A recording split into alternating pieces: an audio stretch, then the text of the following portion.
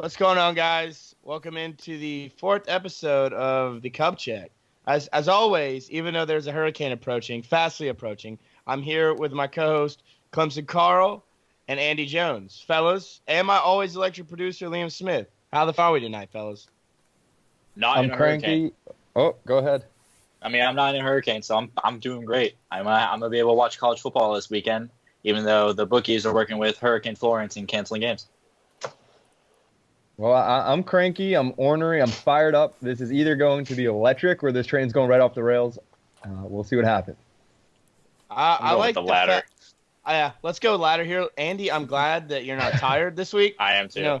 It's been a very, very, very intense trend of you being tired all these episodes. So I'm glad you're not tired. But on the first thing we have up today is a viral video. We're going to talk about Serena Williams, the Clemson versus A&M game, the locks and the upsets of the week, and our nut tabs. So 5 quick and easy topics. You're going to want to stay tuned for this entire episode because, like you said, Carl's going to make it go off the rails. He's going to make it electric. One or the other is going to happen, okay? So you can bet the farm on it being at least funny, right? Yes. Like, am I in? You can at least have a good time. Okay, so we're going to start with the viral video. Baby, could you? I got too much on my mind right now. I ain't got the time to get you set right now. Could you? I got too much on my mind right now. I'm going to let you guys take it away here. Well, go ahead.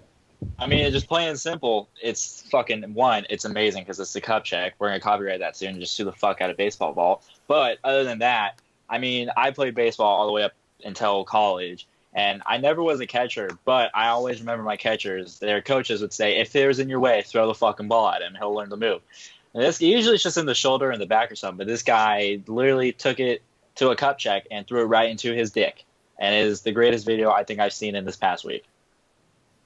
All right, as a catcher, that is an awful take because the rule is you stay in the batter's box, you're out of the catcher's way. He's supposed to go around you. If you back out of the batter's box, that's when you pelt him because you get the automatic out.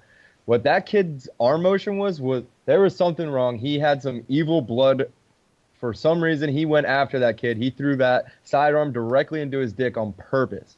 So, I feel bad for the kid. I also got to respect the catcher's move. That's hilarious. It's definitely better than beating him. But yeah, as a catcher, it was definitely a dirty move. I can't say that he did the right thing, something that his coaches would have told him to do. If you even look in the video, he kind of pulls like a soccer player, hits him like right in like the upper gut almost. So maybe it's not the dick, but I mean, like I get why you try playing it off. You ever get hit really hard, like right on that bone right above your dick? Oh hell yeah! Yeah, it still rattles your balls, man. That hurts. Oh yeah, like vibrations. That's a Cup Check. The video is literally a Cup Check. I mean, it's our show exemplified in a video. Yeah. I think you got that eventually falls down. Yeah. Yeah, I think you got to respect the move. I mean, you respect a guy throwing a baseball at another man's testicles. You respect a man. You don't respect a man throwing a punch at another man's testicles because that's a cheap shot or a kick at testicles. But a baseball throw, there's something so elegant and beautiful about a baseball to the testicles, and I don't really know what it is. Because if a woman hits you in the testicles, that's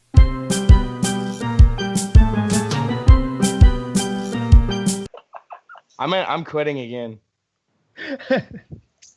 Okay, so after this show, this is my last show. I'll be resigning forever. This is it. But we've got a couple more topics to knock down. I've signed a contract, so binding. I'm legally signed on to the Cup Check to at least finish this episode. This is definitely going off the rails. The amount of money that I have been paid to finish this and host this show is substantially enough for me to continue this 4th episode. So I'd like to talk a little bit about Serena Williams and her overpaid. You know what? We'll let you take. I'll let you fellas just go ahead and talk about Serena's little blow up incident that maybe she got too excited or maybe there was too many sides to take here. But how about you guys pick a fucking side and die on it? Well, I don't know. I've never seen anyone go after a ref as long as she did. And I get it. You don't want a ref accusing you of cheating if he doesn't have picture proof of it. But, give it up. Don't go after the guy for the entire, next, whatever you call the half of a tennis match when you get to sit down. And, it was just out of line. She was screaming at him forever. She told him that he's never going to coach on another one, or never going to ref on another one of her courts and all this crap. And finally he was like, all right, that's enough. I've given you warnings. Here's your penalty. And she then all of a sudden starts playing the victim and, oh, he did it because I'm a black woman. And I've seen men explode, but after they explode, they get their penalty. They're like, oh shit, one more of these is a game penalty now. That's a business decision. I'm going to stop exploding. I'm just going to finish this match out. I don't know. I can't really have too much sympathy for her. I don't like everybody, coming up to defend her. I mean, tennis sucks in the first place, so I'm kind of glad that the U.S. Open ended even quicker. But yeah, she was like giving this ref a whole bunch of crap the whole entire time, expecting nothing to happen. And then once the penalty comes, she loses the game or whatever. One, she still made $1.8 million fucking dollars, which is more than any people will see in their lifetime, and she complains about that. I get she wants to win the championship, yada yada, whatever. But the fact that she's breaking it like, oh, it's because I'm a female. One, I saw a tweet some guy released where like there was more penalties called on guys like 2 or 3 times over than girls. So that's just flat out bullshit. And two, you're gonna harass the guy. He's gonna take it personally, and he's gonna come after you like that. I mean, there's nothing else that you can expect. And now that Twitter's coming out and is saying, oh, it's because she's a girl and the guy wouldn't do that. There's that one player who just wouldn't even take a serve back for like 5 different matches, and then he got warned. He got his shit together and he kept playing. So it's not like the whole entire game's out for Serena Williams. It's that one ref was tired of her bullshit. She wasn't playing the game, so he called it. I mean, she acted like a child. You know what I'm saying? Like, she acted like a very entitled child is what she acted like.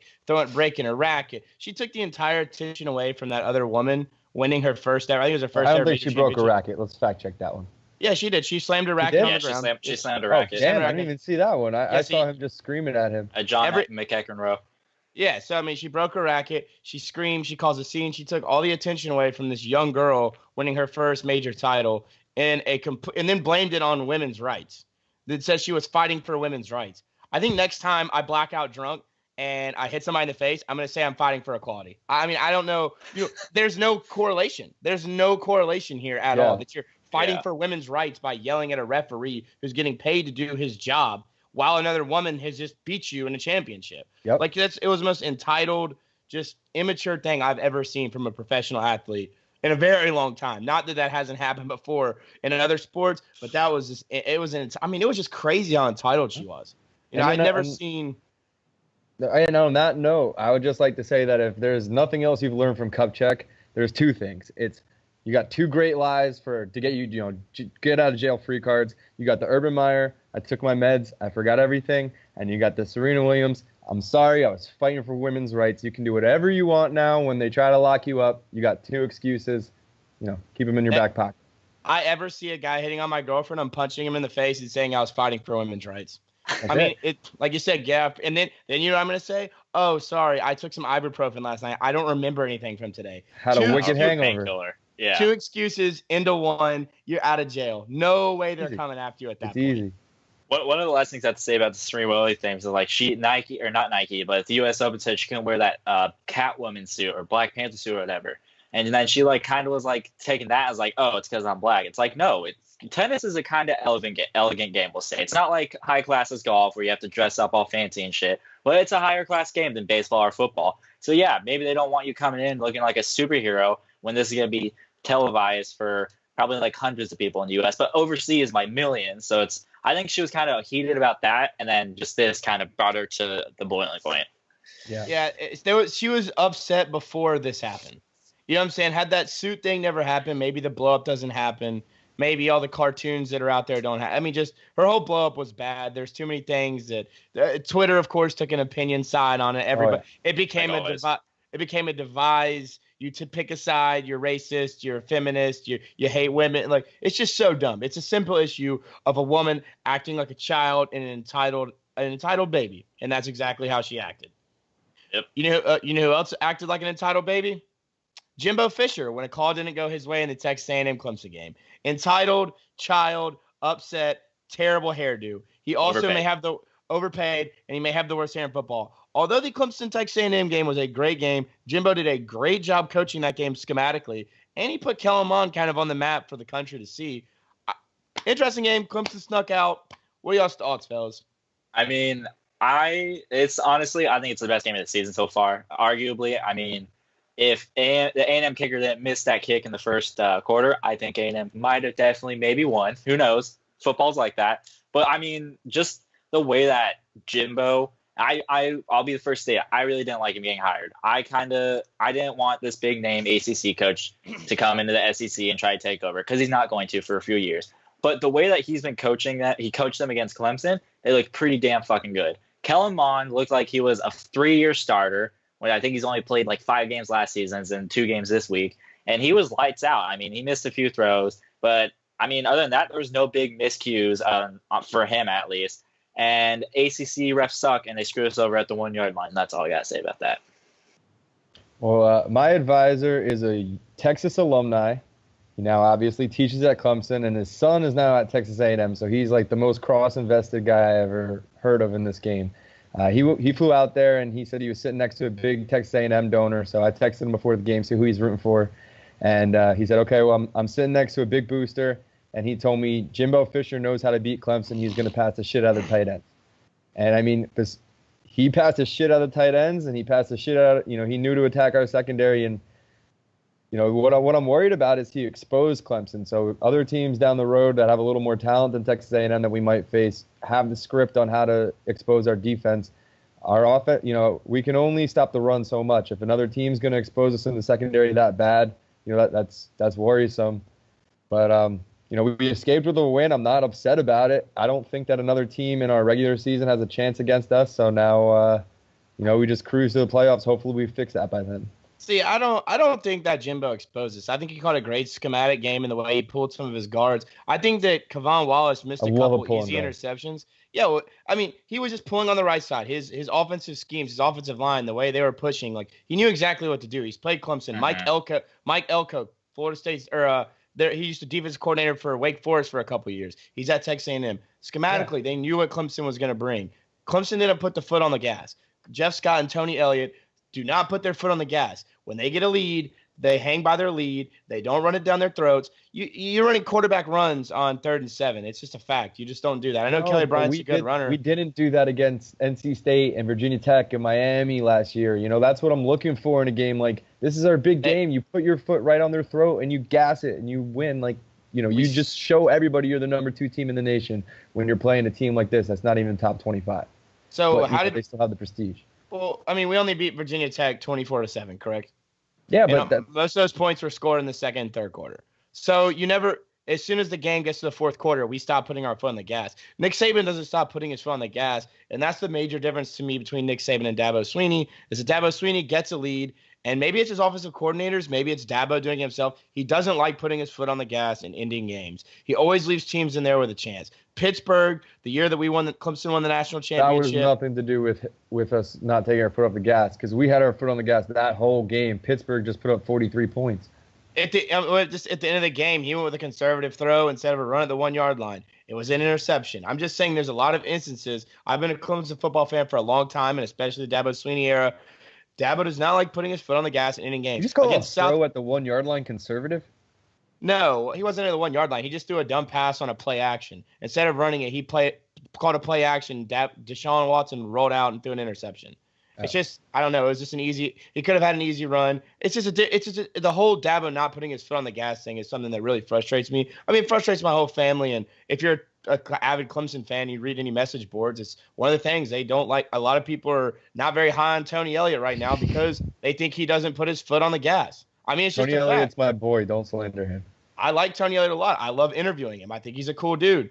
But at the same time, you got to, if a guy deserves kind of some whiplash, give it to him. If he's not putting his foot on the gas and he brings Kelly Bryant in on a 3rd and 7 and you run the ball on 3rd and 7, there's a lot of things that maybe Kelly Bryant won the starting job from that game, but in the end, they tried to give Trevor the job, and Trevor didn't do it. Milan Richard played terrible. Milan Richard had his worst game in his Clemson career. He was off by 3 or 4 steps every time. He's one of the lowest graded performances by a Clemson tight end in my time being alive.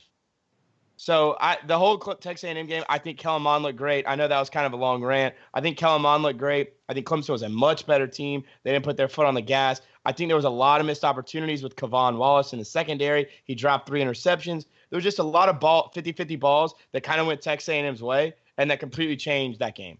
But Texas and as well as Texas A&M, well, there was like 3 different deflections or tips that went right into Texas A&M players' hands. That was like a 14-point swing. So little That's the stuff cover like that. right there. So think about that in the sense that when Kelly Bryant was playing against Alabama last year in the playoffs, 2 tip picks, one return for a touchdown, the other one, Deron Payne picked it off, and Alabama went and drove down. It's those little tip picks, those little 50-50 balls that completely change a football game, and that's what happened.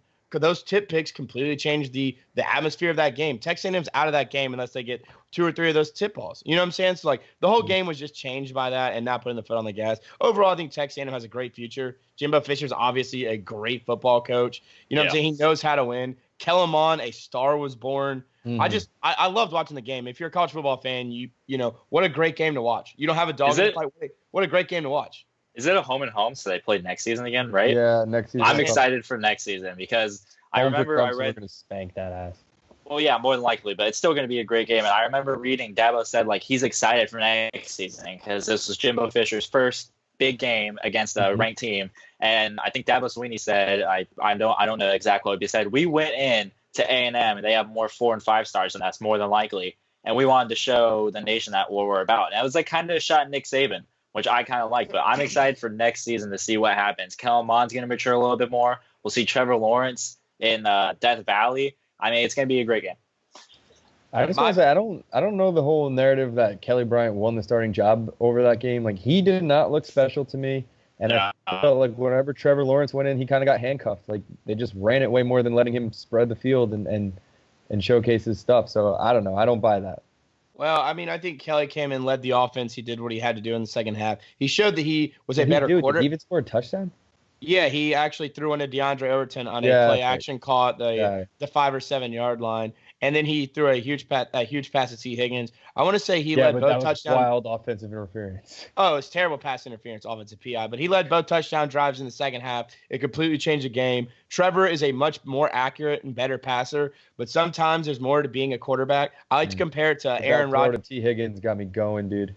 Right, and I mean, Kelly probably couldn't make that throw. You have to put it right up there and give your receiver a chance. But I like to pair the Kelly Bryant and Trevor Lawrence situation to Aaron Rodgers and Tom Brady. In a much wider aspect, Aaron Rodgers is a more accurate quarterback. Everyone knows that. He's probably the most accurate quarterback to ever play football. But he's not the greatest football player to ever play the quarterback position. Tom Brady is. Tom Brady has 5 rings. He's a winner. He's clutch when the game matters. Aaron Rodgers is clutch too, but he doesn't have 5 rings. Tom Brady's a winner. Kelly Bryant is a winner. He's going to win you football. I think he's going to be an NFL backup strictly on his game man. He's such a great game manager. He doesn't cause turnovers. Manager. Yeah, he's a great game manager, man. He doesn't no costly turnovers. He's great in the intermediate game. His short throws aren't great, but he does what you want to do in a winning quarterback situation. So, I don't know. I just think it's interesting to see that Trevor Lawrence is probably a better passer, but maybe not a better quarterback right now. I agree with that. Quick water break. Yeah, sorry, I had to take a water break. I just ranted a lot. I've kind of had all that boiling up all week, so I just watched that game very intensely. And then Clemson had a close game. Darren Till lost his major fight. I was not excited about that. But now we're going to go to a little gambling advice. Here's where I think I won everyone money last week besides myself. I think Carl did not win anybody money because he picked Clemson. Andy, who was your pick? I took Stanford, so I won. Too. You won? Yeah. Okay. So, Georgia was the lock of the century. Everyone knew that. South Carolina had no chance going in that game. They're 4 or 5 years away from being, good again. So, I just kind of thought that was definitely a lock of the week. But this week, Hurricane affecting everything. The lines are going to probably move, I would assume. Bet early, bet now. Yes. Oh, yeah. So, I want to hear your locks and upsets of the week, fellas. I think actually last week I took ASU over MSU, so I don't even remember. I won money, that's all I remember. I have 2 upset of the week: Boise State +2 at Oklahoma State. Boise State is they're the second best group of 5 team right now, other than UCF, but UCF really hasn't played a big name team. This will be a test for Boise State. Oklahoma State's really not a powerhouse of the Big 12, but they're one of the top tier teams. And my lock of the week is Auburn -10.5 at LSU. LSU is not a proven team. They beat a shitty Miami defense, I think. And I don't think that LSU is going to be able to be as dominant as they were against Miami. And Auburn's they're the second best team in the SEC behind Bama. And the game, I think it's going to be a blowout, and Auburn's going to take it. I think Auburn might win, but I don't know if it's going to be a blowout. I would not. I'm gonna warn the viewers that I wouldn't ride with Andy this week. I'm undefeated, so ride with me. Anyway, your underdog of the week is easily Rutgers +3. They're +120 money line. Hammer that. They're playing Kansas, who they lost to Nicholls State this year, right? Very good FCS team. Yeah. Okay. Anyway, Kansas is god awful. I can't understand why Rutgers is an underdog. Obviously, we got blown out by Ohio State, but we dominated Texas State. Texas State would go in and beat Kansas. Kansas is the worst team in Division I. So hammer that. Bet your life saving on that one. My lock of the week, I'm going to pull out a little stat for you. Hawaii's coming into West Point. They're playing Army, and they had to move the game up because of the hurricane. It's a noon start. That means that it's 6 a.m. Hawaii time. So those boys are going to be sleeping. I don't care how good their offense is. They're not going to get going early. Army's going to take an early 2-3 touchdown lead, and then just, even if Hawaii wakes up and starts going, Army's got the triple option to weather them down. Army -6.5. Also, bet the farm. I'm just going to go ahead. I don't even have an upset of the week. I'm just saying bet every single under for any game being played in South and North Carolina and Georgia. Bet all the unders in every single one of those football games. It's going to be disgusting. Just rain, tornado, downpour, hurricane. Bet every single under in all of those games. Win some money. Watch a hurricane happen. It'll be fun. I love some like wet weather or winter weather overs, though. Sometimes there's just fumbles everywhere, snaps that go over the punter's head for safeties and everything. I mean, there's certain days where I'm just feeling like, it's going to be a sloppy, 6-3 game when it's in the rain. But there are times where you drink just the right amount and, you go to your gambling website and you see some rain games and you're like, this is going to be the fun one. And, there should be one or two that you feel that way about. Don't bet every under. Nope, bet every under. I'm not a gambling expert. Bet every single under. 10 inches of rain every football game. Bet the unders. No one's going to pass the ball. It's 1930s all over again in 2018. You bet the unders now or you lose. I'm winning you free money, okay? Well, maybe. Yeah, maybe. Maybe not. Just I don't know. pack after dark. Just always bet the over. That's my advice. Yeah. Rutgers is free money. Don't listen to anybody else. Okay. We're finishing up here. We got the nut tap. The greatest segment we do, our weekly segment. I'll let you two pick which one of you guys wants to go first, and then let's ride. I got to pull up a photo for mine, so you go ahead. I forgot what my nut tap was. All right, good shit. I'll just talk about mine until I get the photo. The other day, Mark Wahlberg released on his Instagram story or whatever his daily schedule, and he is a fucking psychopath. And here's why. He wakes up at 2 a.m. or 2:30 a.m., and he has prayer time for 15, 30 minutes, I think it is. He eats at 3:15. He works out until about 6. He showers and plays golf in about 30 minutes, which is humanly impossible. I don't know how any human can play golf in 30 minutes. He has cryo chamber recovery, which I don't even know what the hell that is. He has family time at 11. He does normal stuff, and he goes to bed at 7:30 like an insane person. He's the big movie star. He does that, whatever. But it's just that's the schedule of a psychopath, in my personal opinion. Carl, are you nut tapping or? No, I really fucked up this time. I had something good I remember right before the show. I was talking to Liam about it. Okay, well, I'll just hit you my nut. Hurricane prep. Oh, fuck yeah.